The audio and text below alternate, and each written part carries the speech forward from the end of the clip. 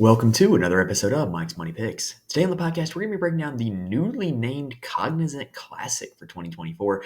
This is replacing what was formerly known as the Honda Classic, which was one of the long-running sponsors on the PGA Tour. So it's kind of weird that they just ended what was a long-term relationship. But anyway, we've now got the Cognizant Classic still being played the same time of year at the same course as the old Honda Classic. So this is going to be basically the Honda Classic 2024, just renamed to the Cognizant Classic.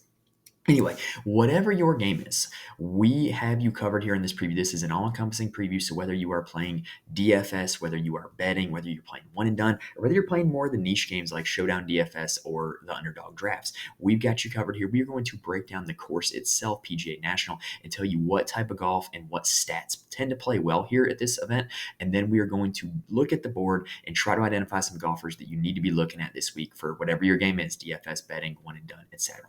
Also, worth noting, make sure you are subscribed to the channel on YouTube as well as to the audio feed. That way you'll be notified when new episodes drop, because we are very quickly learning the capabilities of live streaming. So sooner rather than later, we are going to have some live streams for golf. So make sure you're subscribed to the channel. That way you can know when those start and you can be there when they start. And then, you can just have the knowledge of when that's taking place. That way you can hop into chat, ask questions, just watch whatever it may be. If you're subscribed, you'll know when those live streams start and when they end, and that'll be the way you get access to that. And those are coming sooner rather than later. Don't have any official announcements just yet, but just know that that is in the works. And so if you're subscribed, you'll know when those are taking place.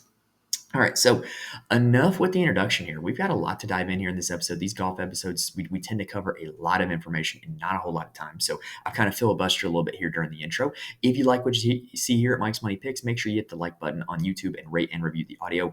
That way, it just helps me out a ton. Like, honestly, I really do appreciate it when you guys do that. And I hate doing that at the start of the video, but the evidence is there that when I say it at the start of the video, people are much more likely to actually do it. So there you go. All right, so let's go ahead and dive into the course itself right now. As previously stated, the host course of this event is PGA National, which is in Palm Beach Gardens, Florida, off the east coast of Florida. And this is a long-running host course on the PGA Tour. It is this year going to play as a par 71 and a little over 7,100 yards. Previously, this course had been a par 70, but what they did was they changed hole 10 from a really long, really difficult par 4. They moved the tees only 20 yards back and made it a par 5. So now, instead of being a par 4 that was really difficult, now it's a par 5 that is really easy. So I would expect that immediately to make the score to par play a little bit easier. Historically, this has been a very difficult golf course. Personally, when changes like that are made, I personally don't care what the score to par is. I am not one of those snobs that's it has to be minus 10 or worse. I don't think that really adds a whole lot of value. I would rather see good golf shots. Whether that results in plenty of birdies or not is not the point. I want to see good golf shots. I want to see strategy, and the winning score is not a point to me. So the fact that they changed that par 4 to a par 5, I don't think that's going to make the course play any different. It's just going to change the winning score to par, which, like I said, I don't care about. Now, as I said, this is year in, year out one of the more difficult courses on the PGA Tour. Last year, the winning score was minus 14. So this year, you could expect it to be around minus 17 if everything else stays the same. However, last year was the easiest that the course had ever played. It marked the only year in the last decade where this course was below average in difficulty on the PGA Tour. Reason why? There was not really a whole lot of wind that last year. The wind was very calm. And so guys were able to just kind of go out and execute their shots. Now, this course was designed by George Fazio, but it was redone by Jack Nicklaus. So there is a stretch known as the Bear Trap on holes 15 through 17. It is 2 par 3s and a par 4. You will probably see some prop bets on the Bear Trap. They generally play pretty darn difficult. And with it being 2 par 3s and a par 4, the total scoring on that hole is a par of 10, and it tends to play much more difficult than that number 10. And it's nicknamed the Bear Trap, obviously, for the Golden Bear, Jack Nicklaus. Now, this course is pretty tough. The reason why it is tough is because of the water danger. If you were watching the flyover on YouTube, shout out to Golf Stays and Plays, who record this great flyover. If you're watching the flyover on YouTube, you can see all the water. It's lurking on 15 out of 18 holes. And there's a lot of dog legs here at this course as well, which is going to force guys to take less than driver. So what ends up happening is this course, even though it says on the scorecard it's a little over 7,100 yards, it's deceptively longer than that, because since guys aren't pulling driver, they're not getting their full distance on their tee shot. And so there's a lot of approaches that run from 150 to 200 yards. So it is a deceptively long course, much longer than it plays much longer than the number dictates on the scorecard. Now, with there being a lot of water, and normally, being on the coast of Florida, it tends to get a lot of wind as well. There is a lot of variance at this course, which makes it one of the least predictive courses year in and year out on the PGA Tour. There are guys who have won this event who also have terrible finishes and missed cuts here. There are guys who go from having a missed cut here to a top 5 the next year. It's just not super predictive because of the nature of water hazards and golf scoring. Like last week at the Mexico Open, you could miss the fairway by 20 yards. In a lot of holes, it didn't really matter if you missed it by 20 yards or 30 yards. You were still just playing from the rough, right? Or especially at a course like Torrey Pines, you're just in grass no matter how far you miss the fairway.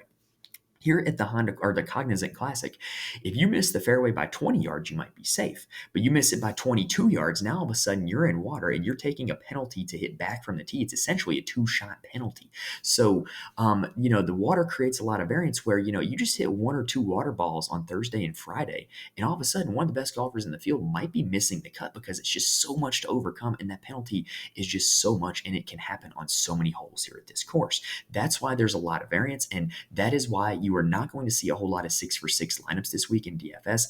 Making the cut is going to be something that you really can't guarantee this week because of the fact that you can just find 1 or 2 water balls and all of a sudden you are in very much danger. Now, what also tends to happen is if you're looking for something that is kind of predictive here at this course, one thing that is true is good putters tend to play well here. And the reason why is because it is difficult conditions. Difficult conditions are going to mean that guys are going to have a lot of 5 to 10 foot par putts, and good putters tend to make those 5 to 10 foot par putts. So good putters, especially good putters on Bermuda, tend to play well here at PGA National. Now, if you are playing Showdown DFS or drafts on Underdog that are single round, you are going to need to monitor the weather. The wind can pick up here. It tends to pick up in the afternoon. So generally speaking, there does tend to be an advantage for the morning wave. But check the weather if you were playing something that is single round. Now, let's go ahead and take a look at our key stats for the week. So for this week here at the PGA National, our key stats are going to be all kind of predicated on difficult conditions. So I like the good drives gain stat.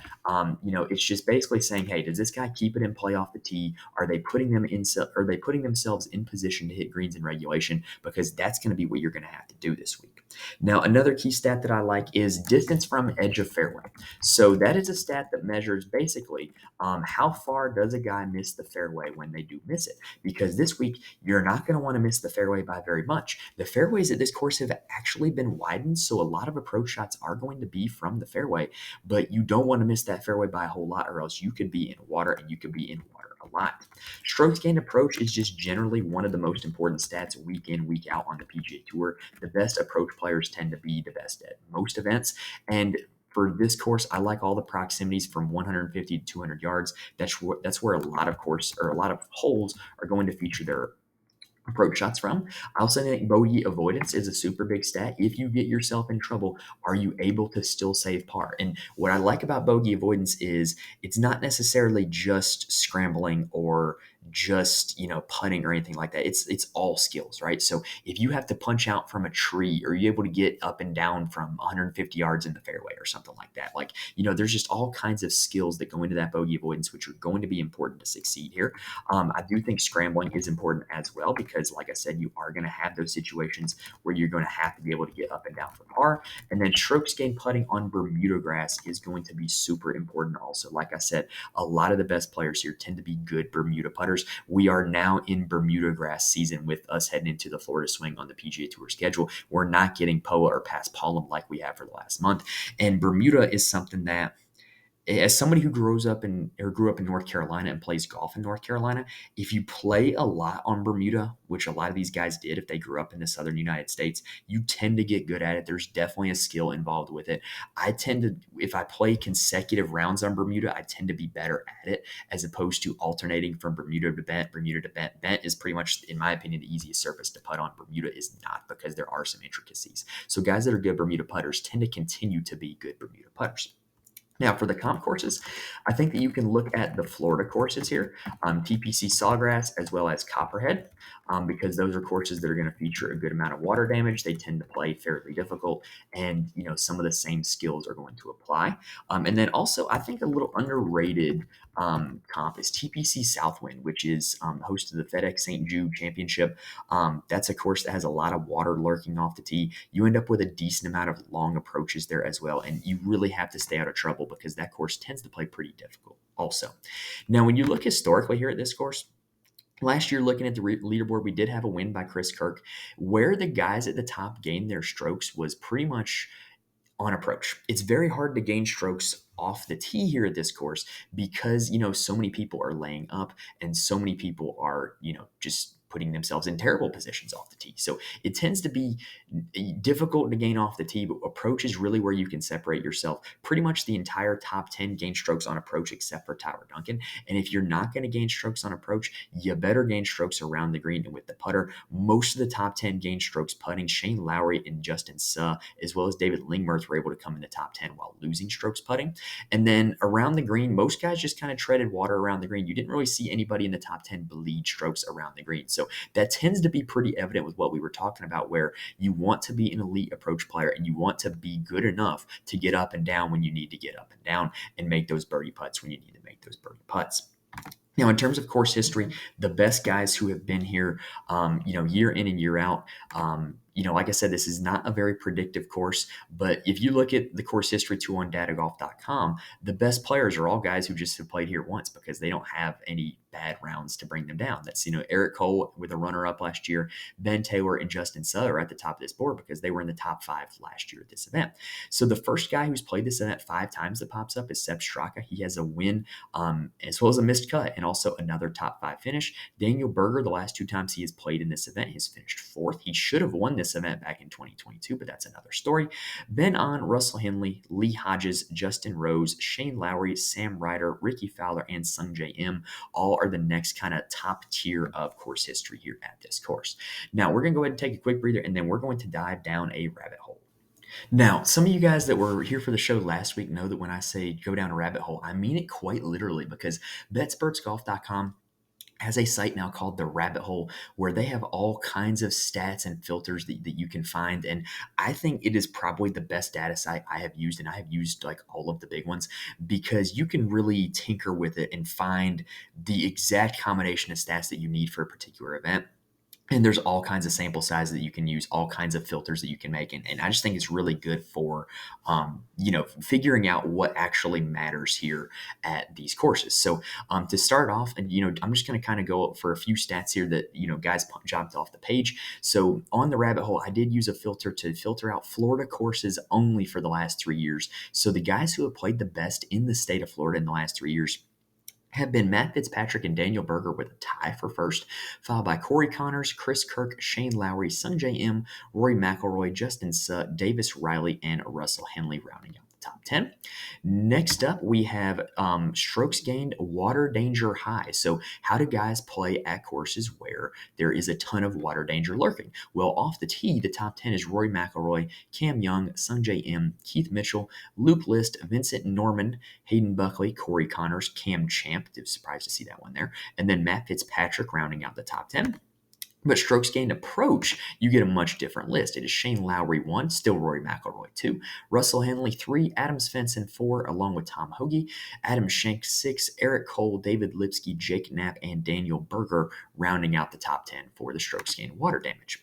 Next up, let's look at just off the tee when it comes to good drive percentage. So the top leaders in good drives here in this field are Ryan Moore, Akshay Bhatia, Nick Lindheim, Doug Gim, Russell Henley, Carson Young, Richard Hoey, Tom Kim, Kevin Yu, and Tyler Duncan. After that, we have got Hold on. I meant to close this one out. Hold on. There we go. Next up, we've got the approach distances that I mentioned earlier, where we've got from the fairway 150 to 175. The best players in the field over the last 2 years have been Matthew Pavon, Nick Lindheim, Chandler Phillips, Ryan Moore, Akshay Bhatia, Carl Yuan, David Skins, Tom Hoagie, Lucas Glover, and Mark Hubbard. You change that distance to 175 to 200, which is also a crucial range. And you've got Braden Shattuck, who has a very small sample size, as well as McClure Meisner, Robert Garrigus, who not exactly guys who have super good resumes other than that. And then after that, it's Jake Knapp, Taylor Pendrith, Ryo Hisatsune, Tom Hoagie, Parker Cootie, Austin Eckroat, and Cameron Young. Now we're going to kind of go tee to green right here. So now we're going to look at just difficult conditions to gain strokes off the tee and on approach. Top 5 off the tee are McIlroy, M. Woodland, Sam Stevens, Corey Connors, and Cameron Young finishing 6th.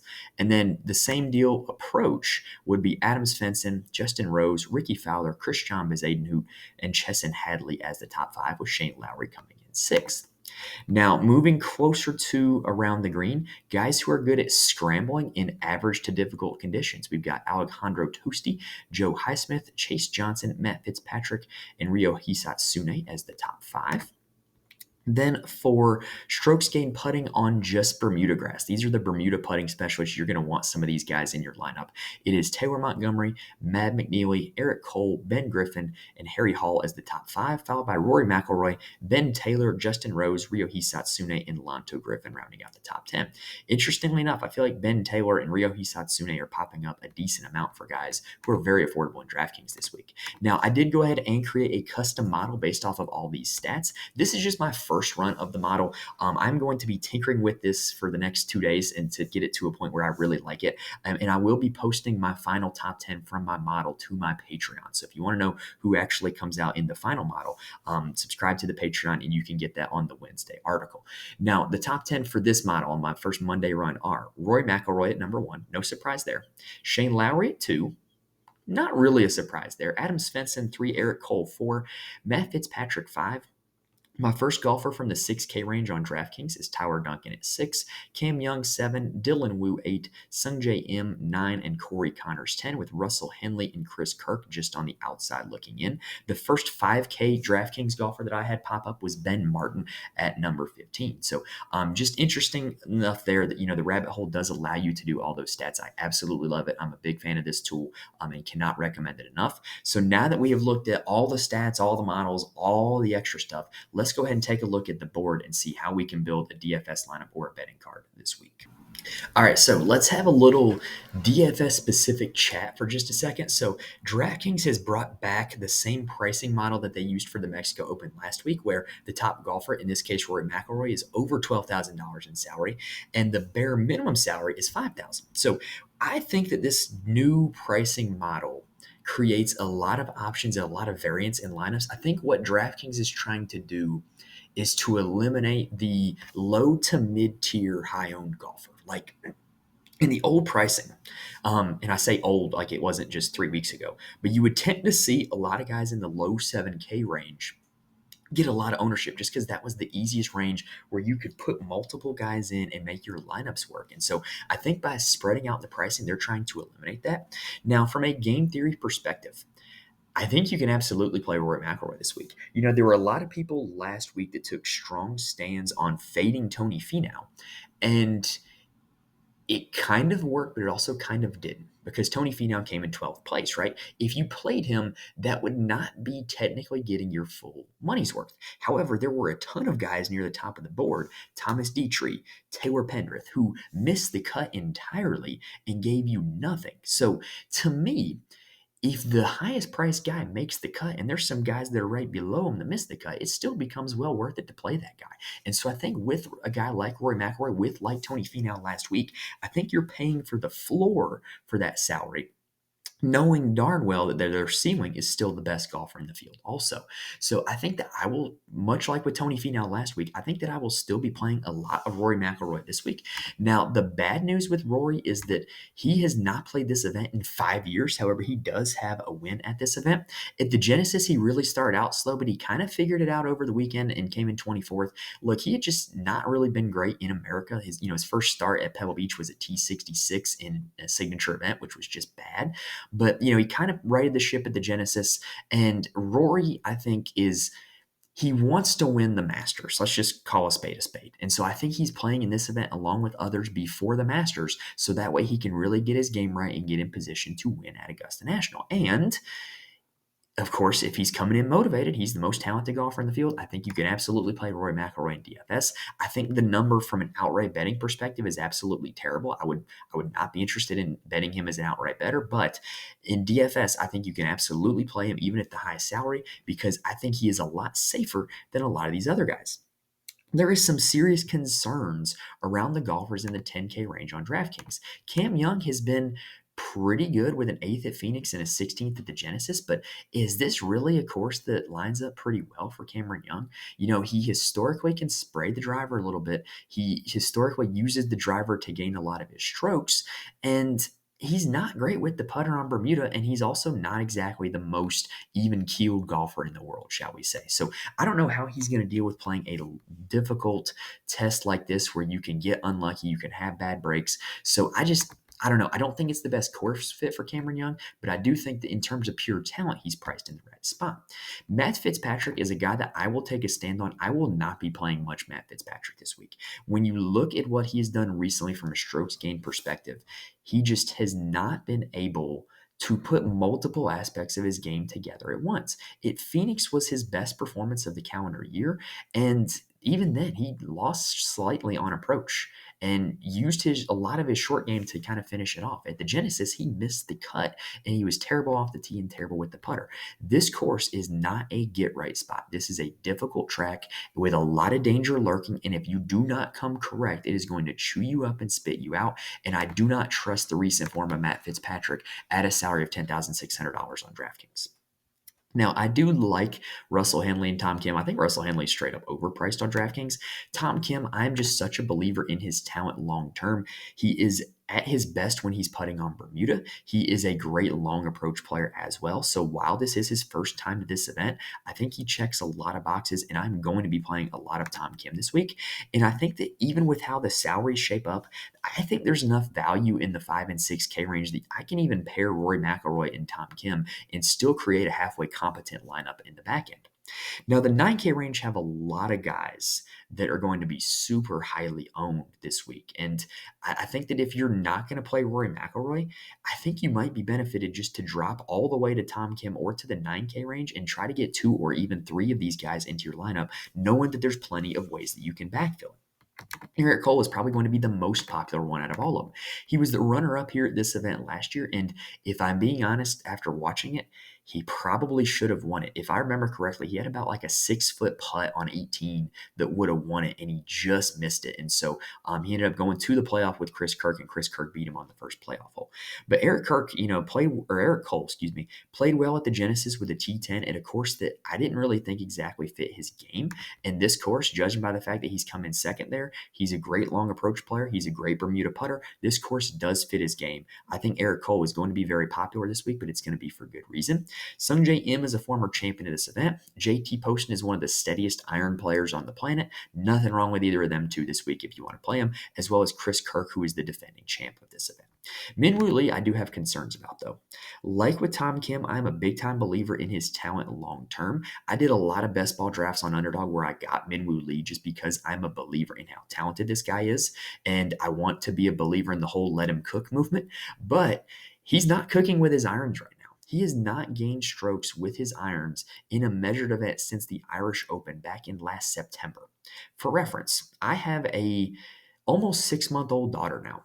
She was 5 days old the last time Minwoo Lee gained strokes with his driver. So to me, that is or gained strokes with his irons. He always gained strokes with the driver. So to me, that is a serious concern because at this course, you are going to have to be good with the irons if you want to succeed. Last year, he finished 26 at this event, was great off the tee, great with the putter, terrible with everything in between. So that is not super duper encouraging in my opinion. And I'm probably going to be waiting on Minwoo Lee this week. Just my personal thoughts based off of what I've seen. Now, a guy that I do like a lot is Big Shane Lowry. And it is unknown if there are a lot of Irish pubs in Palm Beach Gardens that you can see Shane Lowry at. I do know when the Wyndham comes to Greensboro, I know exactly where Shane Lowry goes. Anyway, that's beside the point. So, Shane Lowry is a guy that, generally speaking, is a well rounded golfer, great at major championships, great in difficult conditions because he's pretty good with his long irons and he's really good around the greens. Where he tends to oscillate is with the putter, but he's at his best putting on Bermuda. And so when he, combines his well-rounded tee to green game with his Bermuda putting, that's when you get good finishes, like the last 2 years at this event where he finished second and fifth. In the year he finished second, arguably he could have won it. He came to the 18th tee, and then all of a sudden there was just like this downpour. And so instead of, birding to make the playoff, I believe he ended up parring or bogeying that hole and just, came in second. And last year, he actually came in fifth, losing over a stroke putting for the week. So definitely like where his game is at. Definitely like how his game fits the course. Shane Lowry is one of my favorite plays this week. And I will also be playing Daniel Berger this week.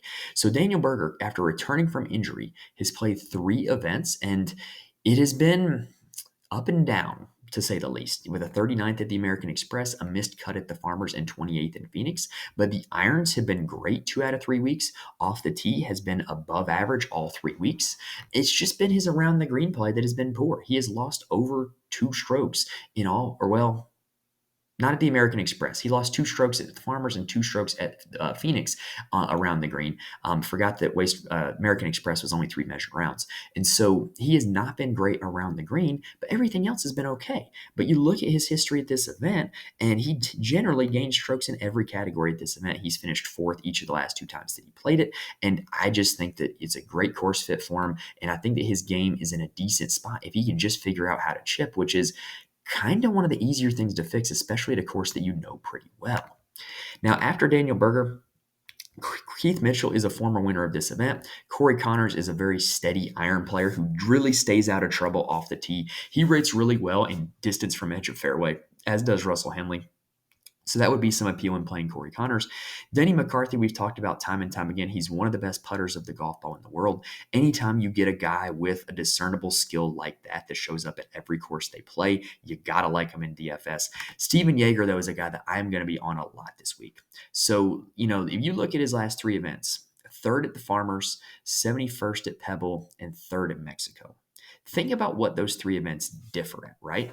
Farmers in Mexico, he came in 3rd. Those events feature a lot of long approaches. Pebble does not. And this is another event that is going to feature a lot of long approaches. And so I hope that he's going to be able to bring that long approach game back that he had with him at Mexico.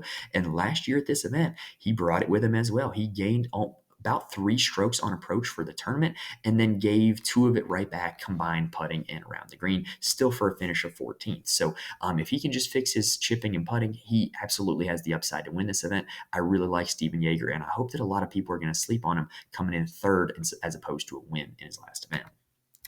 Sepp Straka is a guy who has played this event probably better than nobody else in the field over a long sample size. He won this event in 2022, came in 5th last year. Just great course history here. And you look at his recent form, I'm not concerned about it as like a lot of people would be, because it is 3 not great finishes in a row, but it's all been with the putter and it's all on Poa greens. And these are not Poa greens. These are Bermuda greens that he's very used to and very good at putting on. So Sepp Straka is a guy that I'm absolutely going to be going to this week.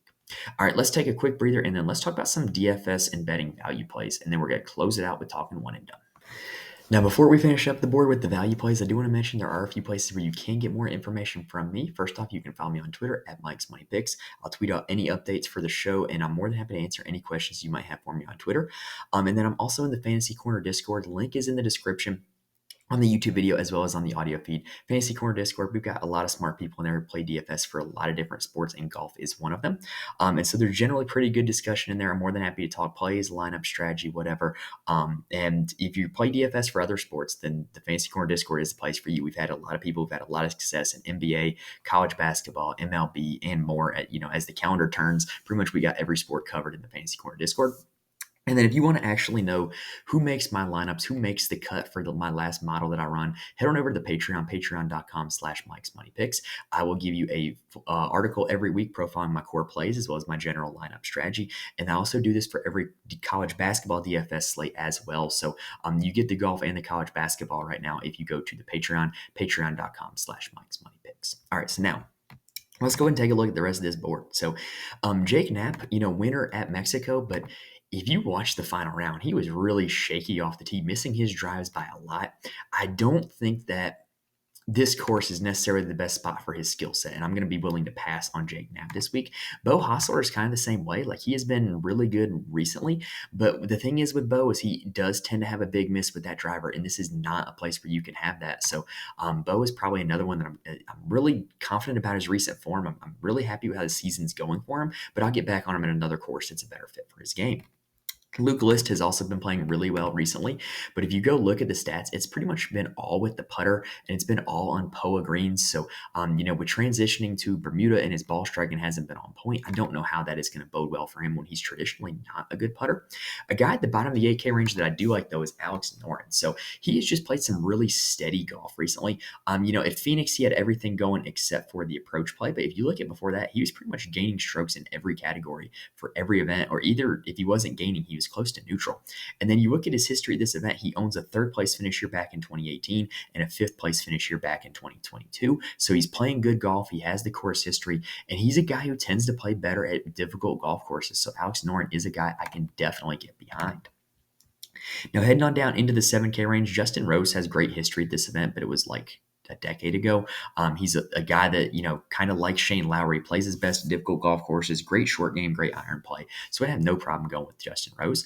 A guy in the 7K range that showed up in my model is Adam Svensson, and it did not surprise me to see him there. Like, he kind of plays his best at these courses that have a lot of water hazards, which you look at what he's done recently, it hasn't necessarily been those type of courses, but his approach play has been pretty much elite for the last 6 months. And then his putter that's just been letting him down, but it's been on these POA greens, and now he's moving to Bermuda, where he has won tournaments with Bermuda greens before. He did have success earlier in the fall and summer where he was putting on Bermuda greens. Last 3 years he has played this event, or I'm sorry, 2 of the last 3 years he's played this event. And in 2022, he finished in 9th place, where he lost about 5 strokes putting for the tournament. And last year he flipped the putting around, but the off the tee and approach play was not as good. So if he can just bring his recent iron play with the putting that he had at this event back last year, I think this can be a really good spot for Adam Svensson, and I was happy to see him pop up on my model.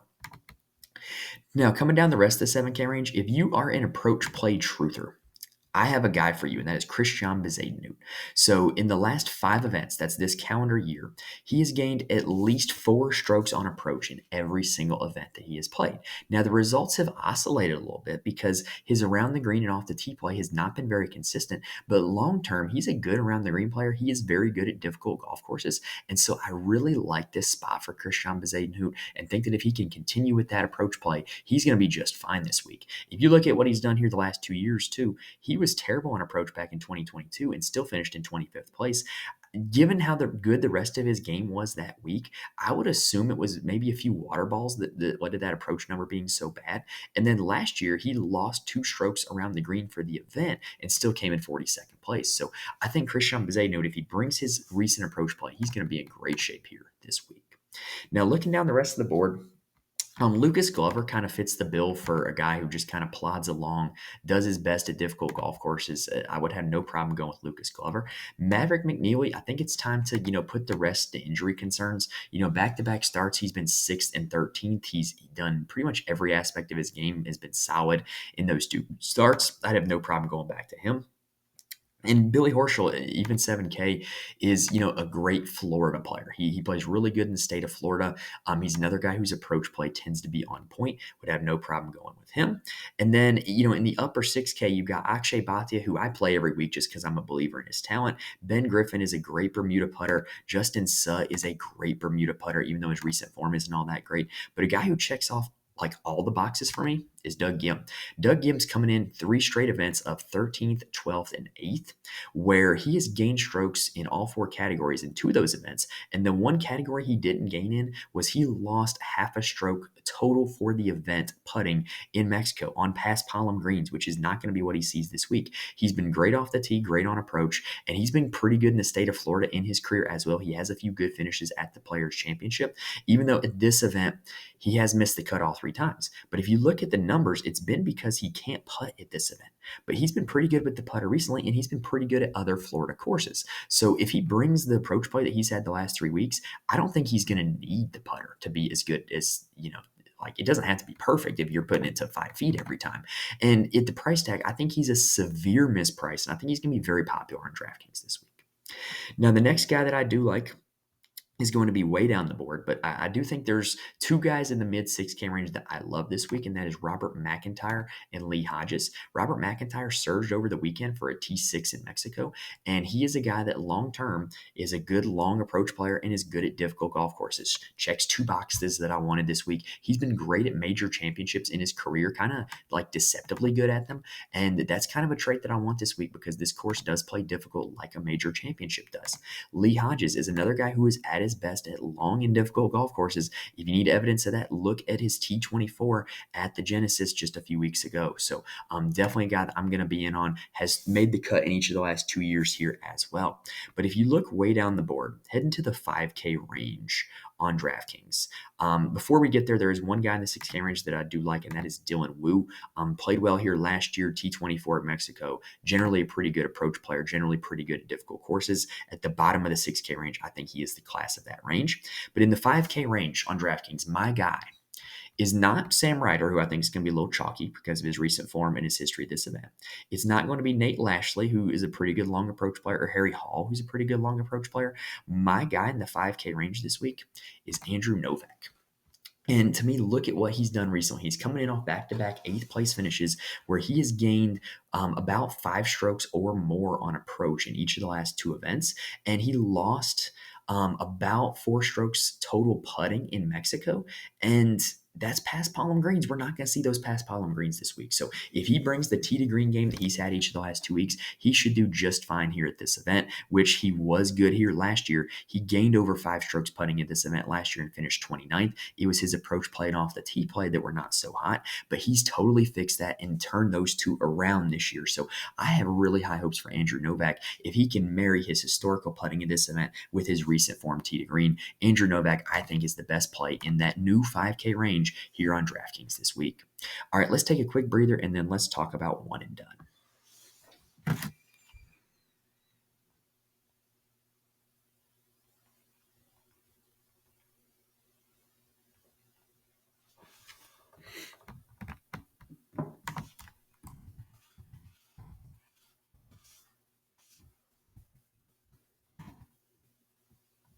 All right, so let's end things up here by talking about one and done strategy. So, truth be told, this has not been a good one and done season for me in both our private one and done that we have here for the show, as well as a public one that I joined. I am not yet over $1 million total for one and dones, which is not great. It's not where you want to be. However, it is a long season. I have not used a lot of the big guns yet, and there are plenty of signature events left to get a lot of cash.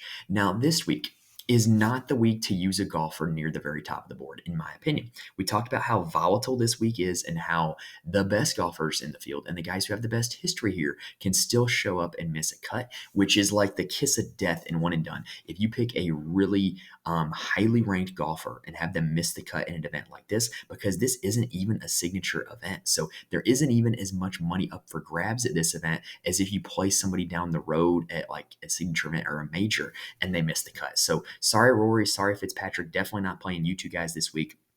I've already used Cam Young in some of my one and dones. I would not use him this week. I would feel okay to use Tom Kim, even though I do think there are better spots down the road for him. The Wyndham Championship being one where he has won in the past. But I would have no problem using Tom Kim this week. Sepp Straka, I think, is going to be the popular one and done choice this week, as well as Chris Kirk, because those two guys are previous champions here at this event. So I would have no problem playing either of those two guys. Russell Henley, I think, could also be pretty popular this week as well. He's a guy that you don't really feel like you need to save for any other event. And, this is kind of like his jam. Like, he's been decent at courses like this. He doesn't miss the fairway a whole lot. Sung J M and Eric Cole make sense on paper for plays this weekend one and done as well. Both have pretty good history here. Sung Jae has won this event in the past. Eric Cole was runner-up last year. But here's the thing with those two guys. Sung Jae and Eric Cole play almost every week on the PGA Tour. And there is due to be an event down the road that is a field of absolute jabronis where those two guys, one of them is probably going to be the favorite to win the event. So do you want to play them at an event like this where, yes, they have good course history, but they're like the 15th favorite down the board? Or do you want to try to wait and catch them on a week where hopefully they're one of the top 2 or 3 guys on the board in that event? So I think that that's an interesting strategy discussion to be had when it comes to Sung Jae and Eric Cole. And with this being a very volatile week, I have no problem going a ways down the board this week. I really do like Shane Lowry in one and dones.